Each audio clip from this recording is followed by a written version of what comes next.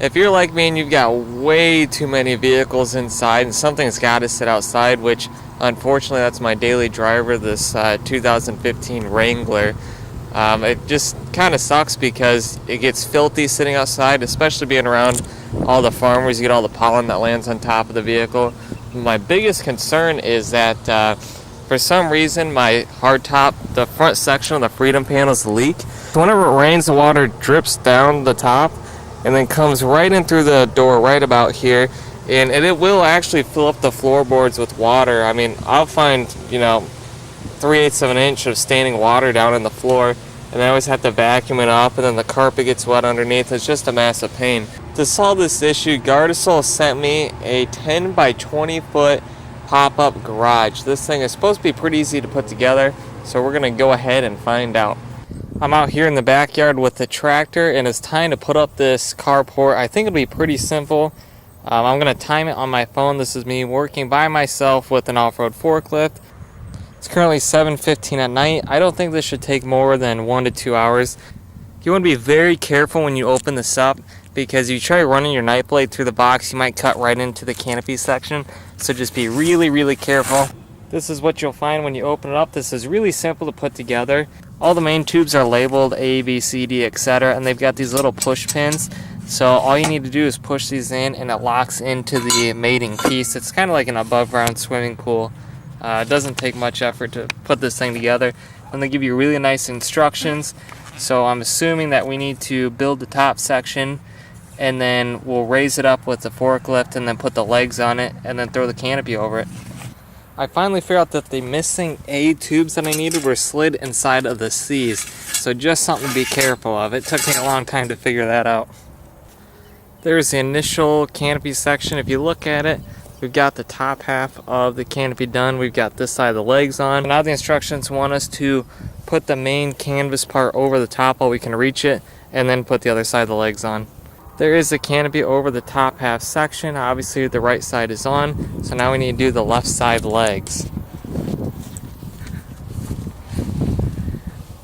I think I can hold this thing up and put on the legs myself. If not, I'll just use a forklift to lift this side up in the air to get them on, but it should be interesting nonetheless.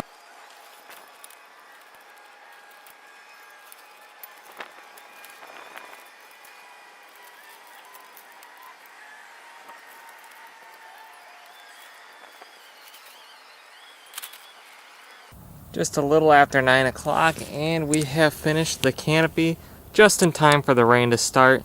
I think I could have cut about 45 minutes off this process just because I couldn't find the A tubes, and then I did put one of these sides on backwards, so held me up a little bit, but overall turned out really nice. We're gonna go ahead and pick this video up tomorrow when it's not raining, and then we can park the Jeeps inside. It's now the next day. We had quite a bit of storms last night actually. I'm really proud that this thing held up as good as it did. We had threats of hail and wind, and tree limbs were supposed to be down, which it didn't get that terrible, but I gotta say the garage did not move at all, and I didn't even put all the stakes in it because I just ran out of time, and I figured it might not go anywhere. But the only thing I did notice is the Velcro on it. So the sides right here, the front would Velcro to the side, and then same thing on the back side. The problem is that when I went to build this thing, you pull the canopy down to one side, tie it down and Velcro it to everything on this side, but then by the time you get over here, the Velcro doesn't quite reach the sides very well. I'm sure if I maybe move the legs in or out on the ground, that might fix that issue. But let's go ahead and do a quick little walk around of it. And that's the problem you get when the Velcro is not seated right, which we'll have to fix that later.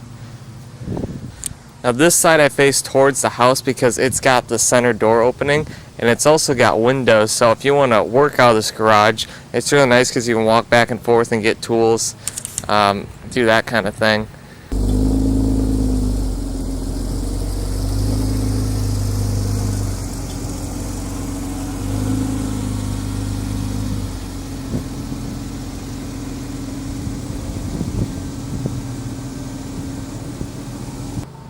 There we have it. The Wrangler is inside. We just barely cleared the antenna there, and I gotta say it fits in here pretty good.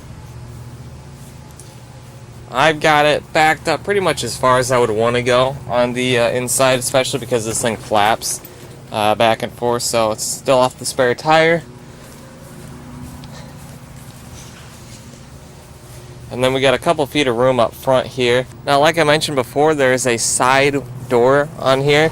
I don't have the metal bar that rolls it all up and connects it to the top installed just yet, but makes it nice for getting in and out of the vehicle. It's also got roll-up windows on the outside with a mesh screen to keep all the bugs out. It's got this front one over there, and then 2 on this side as well. Overall, I'm not sure if I would call this a permanent garage solution, just because it's built very similar to an above-ground pool, where all the poles are clicked together and just held in by these little pins, which makes it really nice to set one of these up. But the problem is that they're not the most sturdy things in the world. You can move them around pretty good. So my recommendation is, if you're going to keep this up all the time, it needs to be somewhere where there's not a lot of wind access. Unfortunately for me, we've got a lot of wind and come through the farmers' fields around here. What I'd probably do is add a bunch of cables all the way around this thing to hold it to the ground.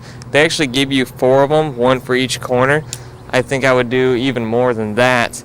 But I think rather than having this as a permanent garage solution for something as nice as a daily driver, you wouldn't want this thing to accidentally blow over and scratch your paint in the process. What I do think would be perfect for this thing is using it as a garage to work on vintage Jeeps, because you never have enough room inside your garage anyways. When you tear a vehicle apart, they just make a huge mess. You could actually, or if you don't even have a garage at all, you can put some tarps down on the ground, and then you're not walking on the grass anymore. And then your flat fender Jeep would probably only come up to about this pole here. So you've got all of this space to work with on a flat fender, rolling it back and forth, or keeping spare parts, or even a tool bench. So I definitely see some use right there. This is also great for temporary events, like if you have a graduation party or a birthday party, you got a bunch of friends coming over, you want to stay out of the heat, but still be kind of outside. This thing is absolutely perfect. So again, I don't know if I would keep this as a permanent garage solution, the vehicle with really nice paint on the inside, but for something that you're working on as a project, or if you can put this out of the wind, it'd be absolutely great. I want to give a big thanks to Gardesol for sponsoring the video and sending this to me, and we got to put it up and make a cool video about it. And I think this is going to come really handy in the future. To have one with the front garage door, the side garage door, the 4 windows that roll up, I mean, you can't beat it for the price.